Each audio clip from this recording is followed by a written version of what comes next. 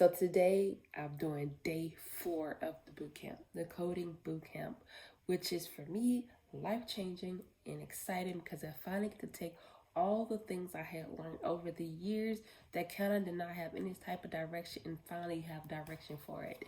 And so on day 4, we learned shortcuts from within Visual Studio Code. So how to duplicate a line, how to move a line, how to move a whole bunch of lines.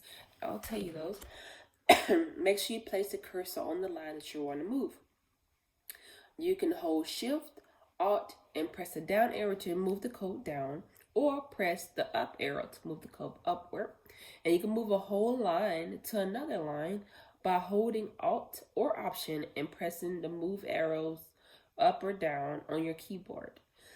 And another thing you can do is Command Shift P to open. And then also keyboard shortcuts in Visual Studio Code. There is a documentation that you can find within the help section of Visual Code that is very helpful. All right, so another things we did was to make sure we always had a Git Ignore, and we learned what exactly a Git Ignore file did and why you would need it in your files. Even when you're putting it up to GitHub, we kept panicking, like, if we put this up to GitHub, what's the point of hiding it within a Git Ignore, but yet it's still being able to be accessed? And the thing is that whenever it pushes to a website or pushes to your GitHub, you don't want GitHub to catch that from the terminal. So it's just like a secret folder almost, or a secret file that's still there and present, but it's not on your website where people can see it. And also learned that when something in a terminal is red, it means that a track file was not saved. The changes have not been saved, so you need to commit those using the tip I gave back in day 3.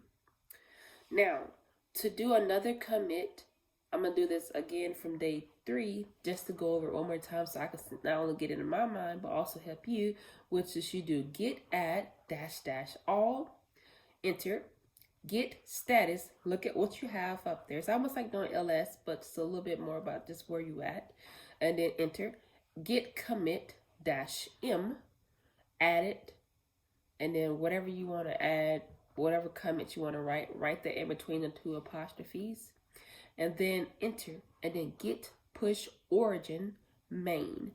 And that will push your code to GitHub, all the changes you made automatically. And also make sure when you're in Visual Studio, don't be like me and thinking you're saving a file by pressing the shortcut Command S. It does not save all of the files. So go all the way to the top to the Files section, and there's a shortcut that says Save All, and make sure you do that.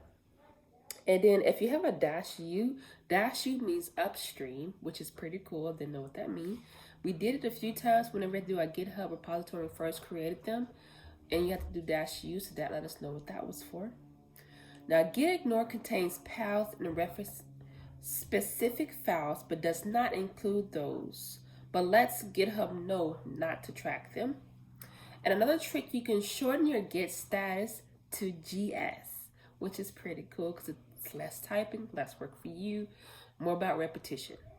Now, if you want to start over, you just do what I said earlier. If you want to make a new file, it's still mkdir and whatever the file name is. And to get within that file is cd and whatever the name of that file is. And you can also create a file using touch. So mkdir creates new directories. Touch creates new files.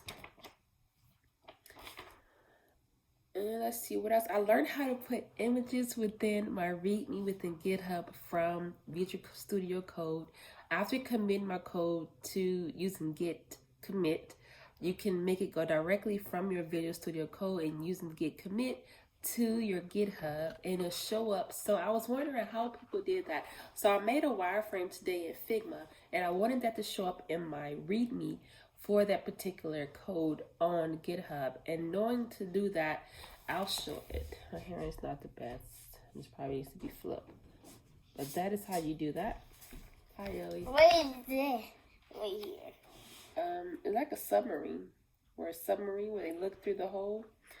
And then last but not least, we learned how to, and there's another shortcut to add an image to your file, is if you drag the image from your Finder into Visual Studio Codes within that folder or that file, I'm sorry, it'll be present so you can link the path whenever you do your import. It'll be there.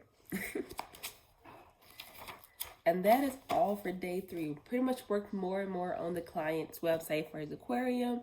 And then after we worked on the website for his aquarium, we did more terminal work and more wireframes. And then I made a wireframe also for another app we're building for a daily journal. And so that was really hard, but I got the wireframe and laid out exactly how I needed to go. And so I hope you have a good day and thank you for watching. And remember, you can find my podcast on, you got food in there. My podcast on the Smiling Minimalist, but also my website, thesmilingminimalist.com. Thank you so much for watching, and I hope you have a good day. Bye.